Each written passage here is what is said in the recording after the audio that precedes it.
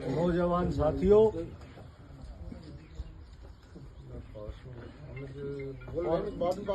आज दोबारा इनको फिर पीलूपुरा की याद आ गई। और ये वही पीलूपुरा है जहाँ इस भैंसलात ने लाज रखी थी आपकी। सही बात। वही पूरे हिंदुस्तान ने मुंह फेर लिया था।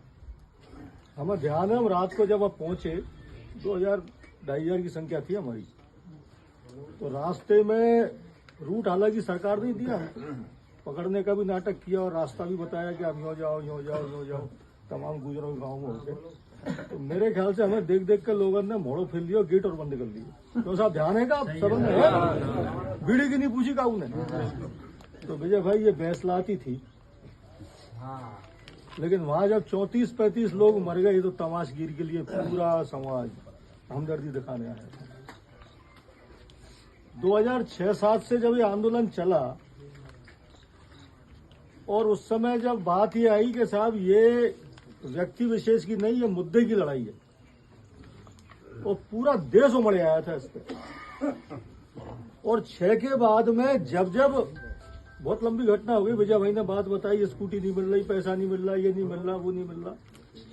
लेकिन आप विडंबना देखो कि जिस दिन से आरक्षण आंदोलन शुरू हुआ है, एक तरफ तो ये हुआ कि पूरे ये मानो बीबीसी भी चिल्ला रहा था कि गुजर कौम है क्या, और दूसरी तरफ राजनीतिक रूप से आपकी कितनी गिरावट आई है।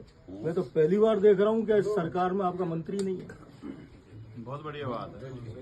लोकतंत्र में जब से चुनाव होने लगे हैं, ये पहली बार है कि गुर्जर समाज का इसमें प्रतिनिधित्व। राज्य मंत्री को मैं मंत्री नहीं मानता हूँ, 3-3, 4-4 आपके मंत्री हुआ करते।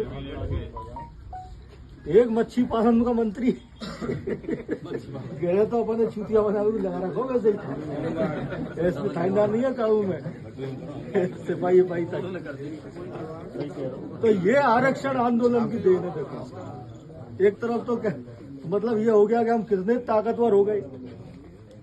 विजय भाई, ये जितनी भी आपने अभी बातें बताई है ना, ये सारे समझौते आरक्षण संघर्ष समिति ने किए हैं। इनसे क्या कहना चाह रहे हो आप?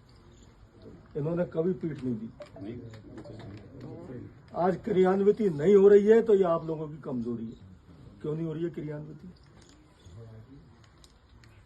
भाई आपने टेबल पे फिर वही बात आ जाएगी। सारे लोग एक ही बात कहते हैं कि हम मैदान में बहुत अच्छे से लड़ते हैं, टेबल पे जाके आ जाते हैं। अब टेबल पे ये आम आदमी तो जाने से रहा, लेकिन मैं पिछली बातों में ज्यादा नहीं जाना चाहता। आपको एक मसौदा तो बनाना पड़ेगा। और देखो, कर्नल साहब के साथ भी जब समाज लगा था ना, तो उस समय मुद्दे की लड़ाई थी और कर्नल साहब को अगवा समाज ने बनाया था। कर्नल साहब अगवा बन के नहीं आए थे, समाज ने कर्नल साहब को अगवा बनाया था। पाटोली पे मैं मौजूद था जब गोली चल रही, जब भी हम उस पाल में मीटिंग कर रहे थे। और वो मुद्दे की लड़ाई ऐसी बनी कि उसमें मेरे ख्याल से अब तो कल्पना ही कर सकते हैं अपन के उस समय क्या हुआ। तो इसी तरह से, और उस समय बड़ी बड़ी मीटिंगें होती थी, उनमें एक बात आती थी कि भाई इसमें हिंदुस्तान में बहुत सारी पार्टियां हैं और सारी पार्टियों में हमारी अलग अलग आस्था है। आज मैं बीजेपी से हूँ, ये भी बीजेपी से है, दर्शन सिंह कांग्रेस से है, कि इसको गैर राजनीतिक फ्रंट बनाओ। और इस कड़वी बात को कहने में मुझे कोई गुरेज नहीं है। जब से हमारी संघर्ष समिति के लोग राजनीतिक दलों में अलग अलग घुस गए, हमारा आरक्षण आंदोलन के पूरा आंदोलन हमारा खत्म हो गया। तो मेरा तो एक सुझाव है, जब तक हमारा ये फ्रंट गैर राजनीतिक नहीं होगा, हम ऐसे ही एक दूसरे की टांग। अब आज भी कभी कभी कोई बयान आ जाता है ये संघर्ष समिति फर्जी है, ये फलाना ये फलाना ये, क्या है ये? समाज कमजोरी तो हो रहा है इससे। एक तरफ हम बात करते हैं एक जाजम की, एक समाज की, क्यों भाई आगे मत। बहुत बढ़िया, नहीं समझ में। तो इसलिए मेरा तो कहना ये है कि जो भी करो सोच समझ के करो, सबसे सलाह देगा हो करके तो हमारी बात बनेगी नहीं।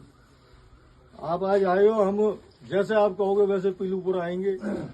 और समाज की जहां तक बात है, 12 गांव की, तो इनसे पूछे बिना मैं कह रहा हूं, मरने जीने में सब में 2006 से लेके आज तक हम तो मूल के बल तैयार है।